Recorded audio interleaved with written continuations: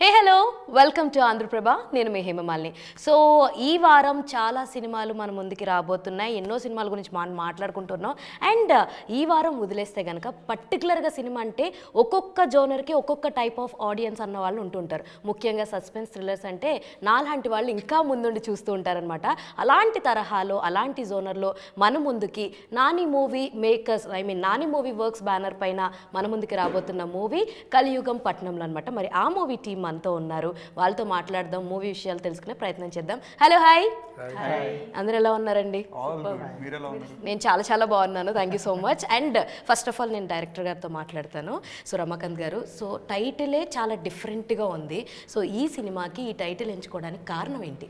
Different movie కాబట్టి. Wow. So actually కలియుగం అన్నది ఉంది కదా, సో లాస్ట్ ఆ సర్కిల్ ఏదైతే ఉందో అదంతా వీళ్ళ జీవిత చక్రం అని అనుకునేమన్నా పెట్టారా? అది ఒక కాయిల్ అండి. అంతేనా? Mosquito coil. అంటే మస్కిటో కాయిల్ని మెన్షన్ చేశారంటే దాని చుట్టూరు కూడా ఏదైనా కథ స్క్రీన్ ప్లే అని ఉంటుందా? ఎందుకంటే హనుమాన్ సినిమా చూసుకుంటే కనుక గద కూడా ఒక క్యారెక్టర్ అని చెప్పడం జరిగింది. సో అలా మీ దాంట్లో కూడా మస్కిటో కాయిల్ అన్నది ఒక క్యారెక్టరా? సో ఇంకొకటి, మనం ఈ టైటిల్ చూసుకుంటే కనుక అందరికీ కూడా ఒక ఈవిల్ అన్నది బయటికి తీసుకొచ్చారు. సో ఇలాంటి జోన్ అన్నది ప్రతి మనిషిలోది అందులో చూపించే ప్రయత్నాలు ఏమైనా చేశారా? అదేనండి, అంటే ప్రతి మనిషిలో అది ఉంటుంది, అదే చూపించారు. అంటే లైక్ ఈ స్పెసిఫిక్గా ఉంటుందని ఇలా పోస్టర్ డిజైన్ చేయించారా లేదంటే ఏంటి అని? రియాలిటీ కదండి, రియాలిటీ అదే కదా. ప్రతి మనిషిలో ఒక 2 ఫేసెస్ ఉంటాయి. సో మీలో ఏ ఫేస్ మీకు బాగా ఇష్టం? ఈవిల్ ఫేసా? రెండు. సో ఏ ఫేస్ని ఎక్కువ మన వాళ్ళకి చూపించారు? ఎక్కడ ఎలా ఉండాలో అలా ఉంటారు. అలాగే ఉన్నారా? సో ఈవిల్ ఫేస్ని అయితే చూపించలేదు అంటారు. అంటే వాళ్ళు కూడా చూసి వచ్చేమో, అంటే వాళ్ళ టైం వచ్చినప్పుడు.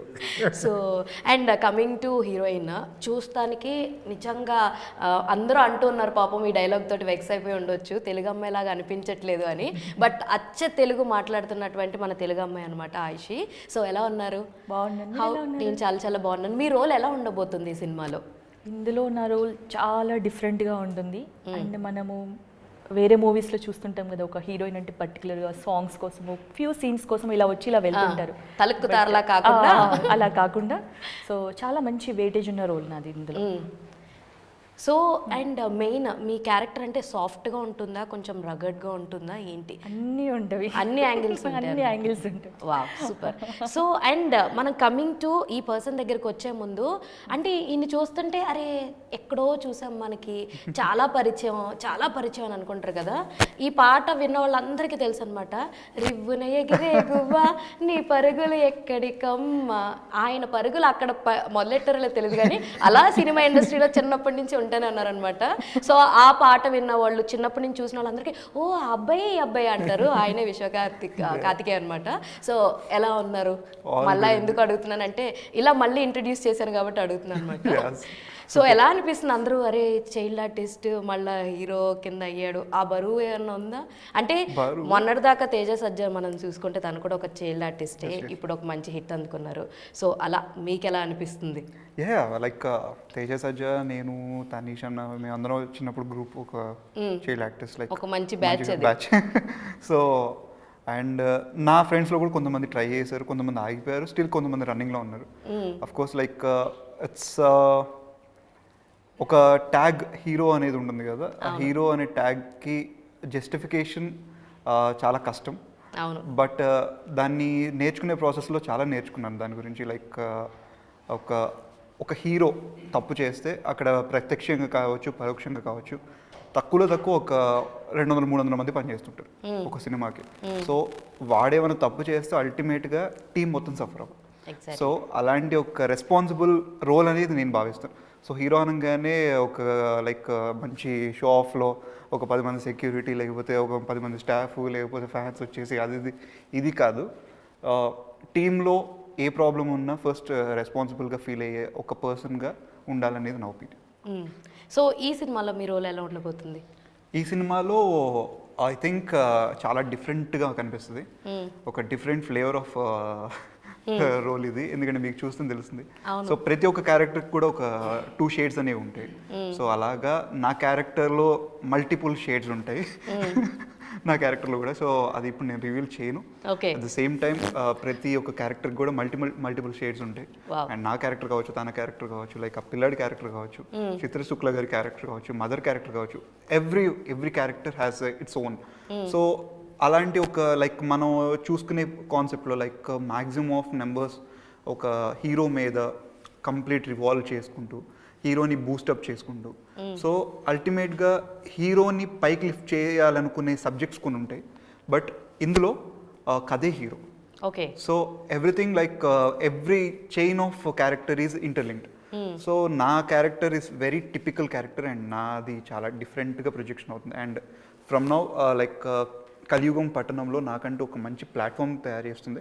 సెట్ ఆఫ్ ఆడియన్స్ లైక్ ఒక పర్స్పెషన్లో చూసారు, like lover boy, family guy, ఇలాగా కామెడీ సెన్స్ ఇలా చూసిన వాళ్ళందరూ కూడా విశ్వ is something very peculiar actor, తను అన్ని పర్ఫామ్ చేయగలను ఒక మైండ్ సెట్కి. సో వర్సటైల్ యాక్టర్ అన్న ఇమేజ్ని క్రియేట్ చేస్తుంది అంటారు మీరు మీ డెఫినెట్లీ. వావ్, నైస్, చాలా బాగుంది ఆన్సర్ ప్రొడ్యూసర్ గారు.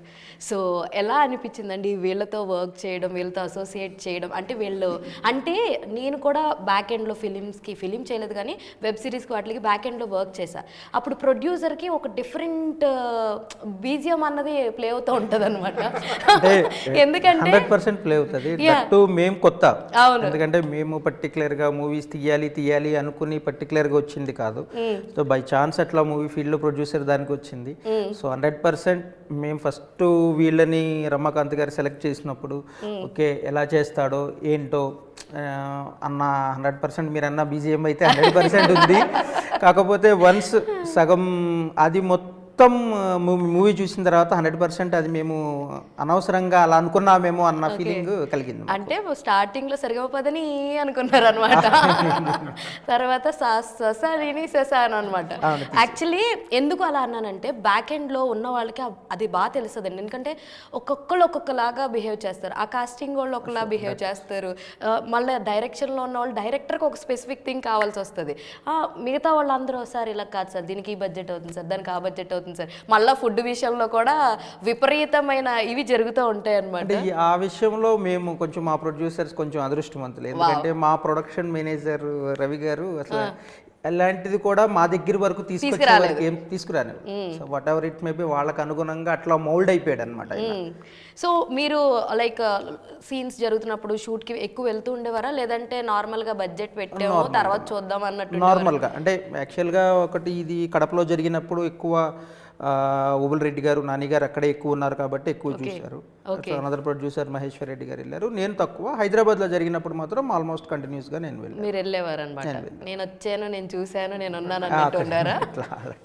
సో రమాకాంత్ గారు, సో ఈ సినిమాలో మెయిన్ థింగ్ వీళ్ళని కాస్టింగ్ చేయడానికి రీజన్ ఏంటి? వీళ్ళకన్నా ముందు ఇంకెవరినన్నా అనుకున్నారా, లేదా ఇదే స్టోరీని ఇప్పుడు చూసుకుంటే మైలేజ్ పరంగా చూసుకున్నా కూడా దే ఆర్ ఎంత తెలుసున్న ఫేసెస్ అయినప్పటికీ న్యూ ఫేసెస్. సో పెద్దవాళ్ళతో చేద్దామని ఎప్పుడు అనుకోలేదా? పెద్ద హీరోస్ కానీ స్టోరీకి అంతా ఇలానే కావాలి. బేసిక్గా స్టోరీ మాట్లాడుతుంది. అంటే ఎవరు ఇందులో ఆయన అన్నారు ఇందాక స్టోరీ హీరో అని చెప్పేసి, ఫేసెస్ ఎవరనేది కాదు, ఓన్లీ స్టోరీనే మాట్లాడింది. ఓకే.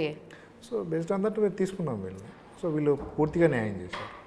సో విశ్వ అంటే పర్టికులర్ నేను అంటే నాకు కొన్ని సీన్స్లో నేను అనుకున్న దానికంటే ఎక్కువ ఓకే బాగా జస్టిఫై చేశాడు. అరే మనం ఇక్కడ ఎందుకు తీసుకున్నామని ఒక్క మూమెంట్ కూడా నాకు అనిపించలేదు. అలాగే ఆయుష్ది కూడా, అలాగే చిత్ర గారిది, మీ రిమైనింగ్ వాళ్ళది ఉన్నారు. ఎట్లా ఎస్పెషల్లీ రూపలక్ష్మి గారికి చెప్పాలి అంటే ఇంకా అది ఇంకో లెవెల్. సో ఇందులో ఒక మదర్ సెంటిమెంట్ సాంగ్ కూడా బయటికి రావడం జరిగింది, చాలా బాగుంది సాంగ్ కూడా. సో అంటే ఎక్కువ శాతం మదర్ సెంటిమెంట్ కూడా ఉంటుందా ఈ సినిమా? ఉంటుందండి. అంటే ఆవిడ చుట్టూ ఏమన్నా కథ తిరిగే ప్రయత్నాలు ఉంటుందా? ఆబ్వియస్లీ. అన్ని సింగిల్లో డాన్సెస్ ఇస్తున్నారు ఈయన. అంటే మీకు ఎలా చెప్పాలి అంటే మదర్ తప్పు చేస్తే ఎంత పరిణామాలు ఉంటాయి అనేది ఇక్కడ చూడవచ్చు. ఓకే, పర్లేదు, ఎంతో కొంత మనం లాగా మదర్ తప్పు చేస్తే ఎలాంటి పరిణామాలు ఉంటాయి అన్నది మనం కలియుగం పట్టణంలో చూద్దాం అనమాట. సో అందరు చూడండి నాతో పాటు కూడా. సరిగ్గా పెంచకపోతే అది ఈ మధ్య కాలంలో ఇప్పుడున్న జనరేషన్లో అది ఖచ్చితంగా కావాల్సిన స్టోరీ లైన్. ఎందుకంటే తెలుసో తెలియకో అంటే లైక్ మన రియల్ లైఫ్లో వాళ్ళకి టైం ఉండకపోవచ్చో, లేదంటే కొంతమంది వాళ్ళ లగ్జరీ లైఫ్ వల్ల కూడా ఇలాంటివి జరుగుతూ ఉంటాయి. అంటే మీరు కానీ మీ ఫ్రెండ్స్ కానీ ఖచ్చితంగా ఫీల్ అవుతారు. అవునా? సో వాళ్ళ ఇంట్లో పరిస్థితుల వల్ల వీళ్ళు ఇలా తయారయ్యారు ఓకే. అని మీరు ఎప్పుడైనా ఎవరినన్నా అనుకుంటారు మీ ఫ్రెండ్ని, అదే ఇలా అయ్యారు, ఇలా ఏంటి ఇలా ఉన్నారు, ఇంత రెబలిస్టిక్ గా ఉన్నారంటే దానికి రీజన్ వాళ్ళ ఫ్యామిలీలో సిచ్యువేషన్స్ వల్ల, సిచ్యువేషన్స్ ఏదో సంథింగ్ జరిగి ఉంటుంది, మన పక్కింట్లో కానీ ఎక్కడైనా కూడా జరిగి ఉంటుంది అనేది మీరు ఖచ్చితంగా, అంటే సినిమా చూస్తే నిజమే ఇది, సో మనం కూడా జాగ్రత్తగా ఉండాలి, ఓకే, లేకపోతే ఇలాంటి ప్రాబ్లమ్స్ స్టార్ట్ అవుతాయి, ఇది ఎంత దూరమైనా వెళ్తాయి అనేది మీకు సినిమాలో క్లారిటీగా అర్థమైపోతుంది. సో ఐషు గారు, బేసిక్గా ఇప్పుడు ఏంటంటే ఏ సినిమాకైనా సరే వర్క్ షాప్ ట్రెండ్ అన్నది నడుస్తుంది. మీరు కూడా మీ సినిమాకి ఏమైనా వర్క్ షాప్స్ లాంటివి చేశారా? మీరు పార్టిసిపేట్ చేశారు అందులో? చేసామండి. అంటే లైక్ మెయిన్గా ఇందులో ఏమైనా స్లాంగ్, డైలాగ్స్, ఆ యాస అలాంటివి ఏమైనా ఉన్నాయండి మెయిన్గా? నార్మల్ స్లాంగ్ అంటే ఎలా మాట్లాడతారు, నంద్యాల సైడ్ ఎలా మాట్లాడతారో అలాగే మాట్లాడతారు. అదే మొత్తం స్టోరీ అంతా కూడా నంద్యాల చుట్టూరునే ఉంది అని చెప్పేసి మనం టీజర్స్ అవి చూస్తుంటే అర్థమైంది. ఎలా అనిపించింది నంద్యాల అంతా? అంటే అక్కడే షూట్ చేశారు కదా? కడపలో షూట్ చేసాము. ఓకే, ఎలా అనిపించింది? 49 days వర్క్ చేసాం అక్కడే. అవుట్డోర్ షూట్సే ఉన్నవి. కానీ మనం అనుకున్నట్టు కడప పీపుల్ అంటే ఏదో కత్తులు, కటార్లు, బాంబులు కాకుండా ప్రేమానురాగాలు చూసారనమాట. అయితే చాలా చాలా లవ్ ఉంటుంది వాళ్ళ దగ్గర, టూ మచ్ ఎఫెక్షన్ అనమాట. చాలా ఓన్ చేసేసుకుంటారు వాళ్ళు. అండ్ మాకు ఇక్కడ కూడా ఏ ప్రాబ్లం కూడా రానివ్వలేదు. వాళ్ళ లోకల్ పీపుల్ కూడా ఎంత బాగా సపోర్ట్ చేశారు. వాళ్ళు అలా సపోర్ట్ చేయడం బట్టి మేము ఒక 49 daysలో ఫినిష్ చేసుకొని మళ్ళీ హ్యాపీగా వచ్చేసాం ఇక్కడికి. ఓకే, సో అక్కడ కడప ఫేమస్ ఫుడ్స్ అన్ని ట్రై చేశారా మరి ఉన్నన్ని రోజులు? వీళ్ళు మాకు రోజు ఏదో ఒక ఫుడ్. ఓకే, మా ప్రొడక్షన్ వాళ్ళు ఉంటారు కానీ నాని గారు ఉన్నారు. సో డైలీ ఏదో ఒక ఫుడ్, ఇది స్పెషల్ అండి, ఇది తినండి, అది తినండి అని ఏదో ఒకటి పంపిస్తూ ఉండేవాళ్ళం. బట్ మేమిద్దరం డైట్లో ఉండేవాళ్ళం. మమ్మల్ని ఒక్కరోజు వదిలేని నాని గారు అంటే వినేవాళ్ళు కాదు అసలు. ఇంకా ప్రేమతో చంపేశారు. ప్రేమతో ఫుడ్ పెట్టి చంపేశారు అంతే. బాబా, ఎప్పుడు ఏ రోజు మీరు అడగలేదా ప్లేట్ ఏంటి ఎంత ఉంది, ఫుడ్ ఏంటి ఎంత ఉంది అని? ఫుడ్ కూడా చాలా టేస్టీగా ఉంది, బాగుంది, కొంచెం స్పైసీగా ఉంది కానీ బాగుంది. Okay, so coming to you విశ్వ గారు, you work with many actors చిన్నప్పటి నుంచి, రాజేంద్ర ప్రసాద్ గారితో కానీ. సో ఆయన మీ వర్క్స్ చూస్తారా? ఇంకా టచ్లో ఉన్నారా? డెఫినెట్లీ. ఏం చెప్పారు? యాజ్ మీరు దీనికన్నా ముందు కూడా కొన్ని సినిమాలు చేశారు. సో ఫస్ట్ ఇలాగ హీరోగా మళ్ళీ రీలాంచ్ అనే చెప్తాను నేను. సో అయినప్పుడు ఆయన ఏం చెప్పారు, ఆయన మాటలు ఏం చెప్పారు? ఏమన్నా స్పెసిఫిక్గా నాకు తెలిసినంత వరకు రాజేంద్ర ప్రసాద్ గారు చాలా సజెషన్స్ ఇస్తారు అప్కమింగ్ వాళ్ళకి అని చెప్పి నేను విన్నా. మీకేం సజెషన్స్ ఇచ్చారు? నాకైతే ఇంకా ఒక విధంగా చెప్పాలంటే నేను ఆయన ఇంట్లో పర్సన్ లాగే. సో నాకు ఆయన చాలా ఓన్, ఒక పెద్దనాన్న లాగా, మెంటర్ లాగా ఉంటారు ఇప్పుడు. సో ఆయన నాకు ఇచ్చిన సజెషన్ ఏంటంటే హిట్ ఆర్ ఫ్లాప్స్, అది మెయిన్ ఆస్పెక్ట్ కాదు.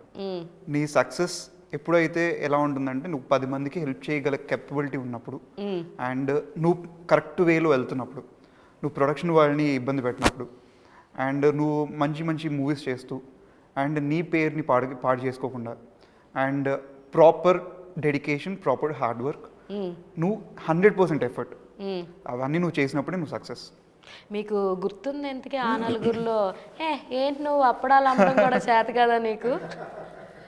How you feel? అప్పటికే ఆయన ఒక మంచి యాక్టర్ కదా, చాలా సినిమాలు తీసున్నారు. అంటే చైల్డ్ ఆర్టిస్ట్లకి కొంతమందికి ఒక స్వాతంత్రం ఉంటుంది. అంటే లైక్ వాళ్ళు లీనియన్స్ ఇస్తారు, మనం తీసుకుంటాం, అది ఆన్ స్క్రీన్ మనము చేసేస్తాం. అంటే అప్పుడు మీరు చేసినప్పుడు చిచ్చి నీకు అప్పడాలు అమ్మడం కూడా రాదా, ఎలా అమ్మాలో నేను చూపిస్తాను అంటే ఇలాంటి డైలాగులు అనాల్సి వస్తుంది. అప్పటి సిచ్యువేషన్ ఎలా ఉంది? నాకు మొత్తం అంకుల్ ఆయన చేపించారు యాక్చువల్లీ చెప్పాలంటే. ఓకే, సో నేను పర్ఫామ్ చేసిందంటే కంప్లీట్గా క్రెడిట్ అంతా అంకుల్కి. సో అంకులే చేయించారు. తర్వాత అక్కడి నుంచి లైక్ అంత పెద్ద పెద్ద యాక్టర్స్తో లైక్ బాలకృష్ణ గారు కానీ, ఆయన కానీ, లైక్ శ్రీకాంత్ గారు, రాజశేఖర్ గారు, ఇలా వీళ్ళందరితో వర్క్ చేసిన ఆ ఎక్స్పీరియన్సెస్ నాకు ఇప్పుడు చాలా హెల్ప్ఫుల్ అవుతుంది. వాళ్ళ టైమింగ్ కానీ, వాళ్ళ డెడికేషన్, వాళ్ళ హార్డ్ వర్క్. వాళ్ళందరూ కూడా చాలా పంచువల్గా ఉండేవారు కదా. సో మీరు మీ షూటింగ్ లొకేషన్కి పంచువల్గానే వెళ్ళేవారా? Yeah definitely. అది ఆయన ఒక గ్యాప్ ఇచ్చి పాజ్ ఇచ్చి ఇలా చూసి మళ్ళీ నవ్వుతున్నారు. ఏంటి టైంకి వచ్చేవారు కదా? టైంకి వచ్చేవారు. ఓకే, సెట్లో ఉండేవారు. సో బాగుంది. సో కలియుగం గురించి అంటే అంటే కలియుగం పట్నంలో అని చెప్పేసి అని అన్నారు కదా, చాలా సస్పెన్స్ అన్నది లైక్ మన టైటిల్లోనే చాలా ఉంది.